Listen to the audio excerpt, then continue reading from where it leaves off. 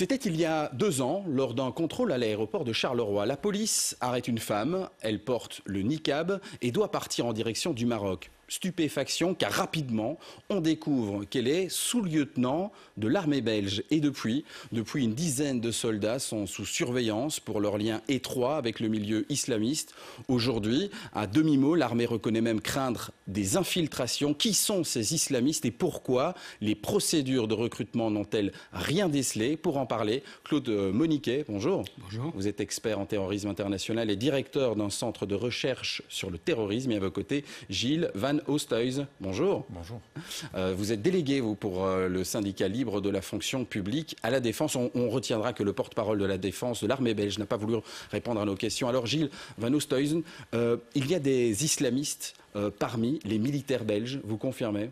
On peut confirmer le fait qu'il y ait des islamistes au sein de la Défense, effectivement, dans le sens où la Défense est ouverte à tout le monde. Et c'est le reflet de la société. Donc nous retrouverons des islamistes à la Défense. Le tout est de savoir maintenant quelles sont les activités qu'ils peuvent avoir au sein de cette Défense. La Défense est inscrite dans une ouverture par rapport à la diversité. On accueille des gens de différentes nationalités dans nos rangs.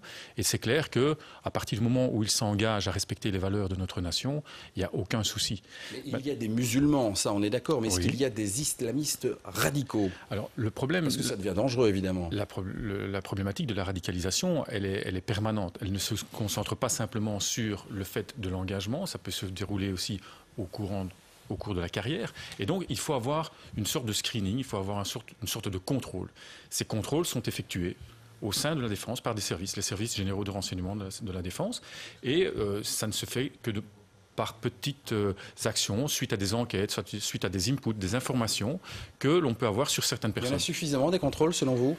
Selon nous, on peut dire très, très objectivement qu'il y a une diminution des contrôles, étant donné que, vous le savez comme moi, la Défense subit pas mal de restrictions budgétaires depuis des années maintenant, et que donc les effectifs et les moyens alloués justement à faire ce genre de contrôle ont été revus à la baisse.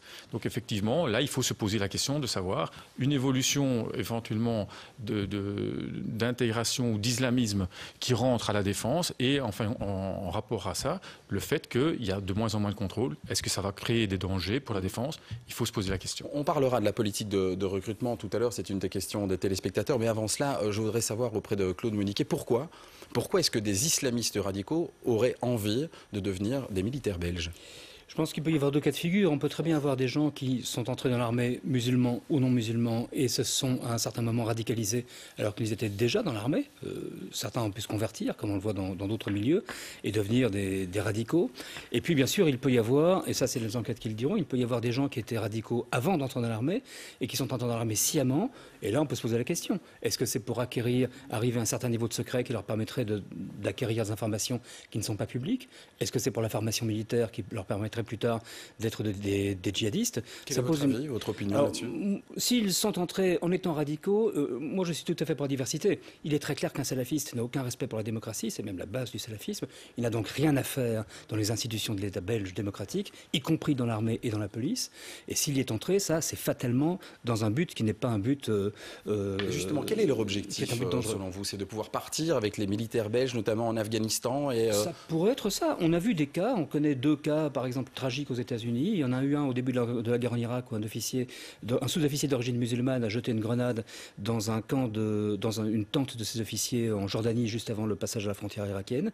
Il y a eu des morts. Et puis bien sûr, il y a le cas tragique en novembre 2009 du major Nidal Hassan, qui était un musulman devenu islamiste, qui a vidé ses armes sur ses collègues et qui a tué 12 soldats. Ça, c'est l'extrême, bien sûr. Comment est-ce qu'on les reconnaît, Claude Moniquet? Il faut les interroger, il faut plus de screening, justement, il faut les rencontrer plus souvent. Est-ce que l'armée belge a les moyens, selon vous, de retrouver ces islamistes parmi ces membres? Il y a évidemment des comportements. On peut penser, et le cas de cette jeune femme sous-lieutenant qui, je pense, aujourd'hui est devenue lieutenant, ce qui prouve qu'il y a peut-être un petit dysfonctionnement au niveau des nominations d'officiers, mais ça c'est un autre problème. La plupart de ces gens, j'imagine, ne vont pas aller se promener en burqa ou en niqab parce que c'est un peu visible. Donc j'imagine que s'ils ont une démarche offensive, ils vont un peu camoufler ce qu'ils sont.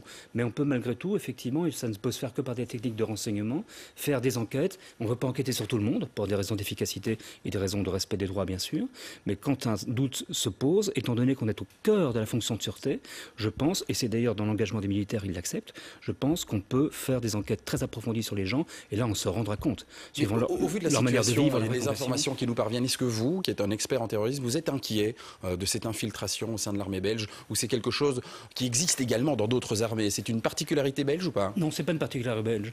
On l'a vu en France. Moi, je suis officier de réserve en France. On a vu des militaires français refuser d'aller servir en Afghanistan parce qu'ils étaient d'origine musulmane et qu'ils ne voulaient pas combattre des frères. Ils ont été chassés de l'armée. Enfin, ils ont été licenciés. On a mis fin à leur contrat. Mais premièrement, je suis pas trop inquiet parce que ce sont des éléments infimes. On parle de quelques personnes sur des corps qui regroupent des dizaines de milliers de personnes. En même temps, je suis inquiet quand je vois des islamistes dans l'armée, comme quand j'y vois des gens d'extrême droite ou d'extrême gauche. Un extrémiste, un radical, n'a rien à faire ni dans l'armée ni dans la police. Je vous propose cette première question déposée par un téléspectateur qui désire rester anonyme. Il nous dit ceci: je suis étonné, en tant qu'ancien militaire, qu'on arrive à de telles situations avec nos techniques de renseignement extrêmement pointues. On aurait dû se rendre compte du profil de ces recrues bien plus tôt. À mon époque, nous dit-il, en 1964, il y a une enquête sur ma famille lorsque j'ai voulu m'engager, lorsque j'ai voulu me marier. Il y a eu également une enquête sur ma future épouse. Les temps ont bien changé, nous dit-il. Vous êtes d'accord avec ça ? Entièrement d'accord. Il faut savoir que d'ici 10 ans, enfin depuis 10 ans ici maintenant, au niveau du personnel et au niveau qui s'occupe justement de faire ces enquêtes, au niveau de la police fédérale également, il y a moins de personnel. Donc il y a une moins grande implication de tous ces services de sécurité pour faire des contrôles. Il y a une ouverture aussi qui s'est créée. Donc effectivement, depuis les années 60, comme dit cette personne, on a vu une évolution. Ce qu'il faut maintenant bien se dire, c'est que le fait que des salafistes ou que des islamistes radicaux rentrent à la défense, ça peut provoquer d'énormes dégâts au sein de la défense. Et on est obligé d'avoir un contrôle là-dessus. Ce contrôle, il existe. Dans les unités, il y a des officiers, on appelle les officiers de sécurité, qui sont en charge de veiller à toutes sortes de points sensibles. Ça, c'est un contrôle continu, mais si on parle par exemple du contrôle avant, à un moment donné, il y a un candidat, ce candidat, j'imagine qu'on étudie sa candidature, est-ce qu'on va jusqu'à faire une enquête sur lui, encore aujourd'hui, comme on le faisait dans les années 60 ou pas? Il y a peut-être un screening qui devrait être fait. Mais c'est plus le cas, ce screening n'existe plus. Ce screening n'existe pas parce que c'est un screening qui est très simple. Qu'est-ce qu'on demande alors pour pouvoir rentrer à l'armée? Dans le protocole qui est prévu, il y a un contrôle qui est fait au niveau du casier judiciaire, il y a un contrôle qui est fait au niveau de la police fédérale, il y a un contrôle qui est fait au niveau de la commune. Ça se limite à cela. On ne va pas aller chercher. C'est pas suffisant? C'est suffisant pour quelqu'un qui veut rentrer et qui, normalement, est passé par tous les tests prévus par la défense. Maintenant, de là à se dire il a une orientation radicale suite à un comportement ou à ses idéologies, ça devient beaucoup plus complexe. Effectivement, on peut, les sites sociaux peuvent nous démontrer que s'il y a des échanges sur Facebook, Twitter et ainsi de suite, on peut avoir des informations qui sont données. Et je pense que, comme tous ces médias ont évolué, la sécurité pour rentrer à la défense et dans les organismes tels que la défense, la police et des endroits sensibles comme ceux-là, on doit avoir une évolution de ces contrôles. Et donc, effectivement, il faut plaider pour un screening beaucoup plus important. Mais qui dit screening, dit aussi des moyens. Et le problème, c'est qu'on a encore entendu dernièrement, dans les dernières mesures du gouvernement, 100 millions d'économies pour la défense, il y a du personnel qui ne va pas être remplacé après les départs anticipés. Eh bien voilà, on est confronté à une politique de moyens. Il y a un manque de moyens. Après, il faut le dire, il y a un niveau d'ambition. Est-ce que nous voulons atteindre ce niveau d'ambition? Je vous propose cette nouvelle question, celle de Jean-Philippe de Mons, qui nous dit ceci: j'ai fait mon service militaire il y a bien longtemps encore. À cette époque, il était interdit de discuter soit de religion, soit de politique, ces deux sujets étant considérés comme tabous. Qu'en est-il aujourd'hui? Est-ce qu'il y a encore des tabous au sein de l'armée belge? Ou est-ce qu'on peut parler de tout? Ou il faut mieux éviter certains sujets? C'est aussi une bonne façon de pouvoir repérer les tendances radicales de certains membres de l'armée, c'est en discutant avec eux. Est-ce que certains sujets sont tabous? Il y a des sujets qui sont tabous et je vais prendre un seul exemple. La défense a mis en place une politique de la diversité et on essaie de l'appliquer. Mais dans les faits, dans la réglementation, par exemple le fait simplement de pouvoir pratiquer le culte ou des choses de cet ordre-là, eh bien dans les textes réglementaires à la défense, on a éludé le problème. C'est une preuve évidente qu'effectivement, il y a une ouverture au niveau de l'engagement, au niveau du personnel, de la diversité du personnel qui peut venir à la défense, et puis par rapport aux activités que l'on peut faire. Il ne faut pas faire du prosélytisme non plus au sein de la défense, et ça c'est un souci.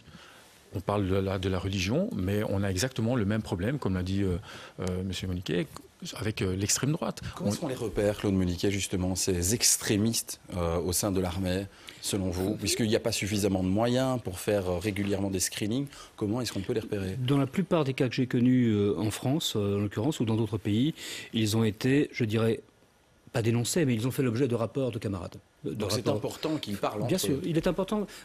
Quand on vit dans une section avec quelqu'un, quand on suit un cours avec quelqu'un pendant des mois, ou un cours d'état-major, ça peut être à n'importe quel niveau, on connaît bien les gens. Et à un certain moment, on voit ce qui peut poser problème. Alors, il ne faut pas dénoncer n'importe qui, c'est pas Big Brother. Mais effectivement, je crois que c'est aussi la responsabilité d'un militaire qui est dans cette fonction de sûreté, c'est de dire, ce camarade-là, peut-être, n'est-il pas tout à fait à sa place, ou il y a peut-être un truc à creuser. Et c'est comme ça que la plupart des enquêtes démarrent. C'est sur un rapport d'un supérieur ou d'un collègue. Et notamment, ça se passe lors des entretiens qu'on peut avoir avec l'officier de sécurité de l'unité, qui lui est en fait le censeur de cette situation-là, et qui lui va prévenir sa hiérarchie. Donc il y a un processus qui existe, mais c'est un processus permanent. Merci beaucoup. Merci d'avoir été avec nous aujourd'hui. Merci à vous de nous avoir suivis. Demain, RTL+ reviendra sur l'aide aux plus démunis. Nous recevrons notamment le président de la Fédération belge des banques alimentaires. Tout de suite, le journal de 13h. Belle journée. À demain.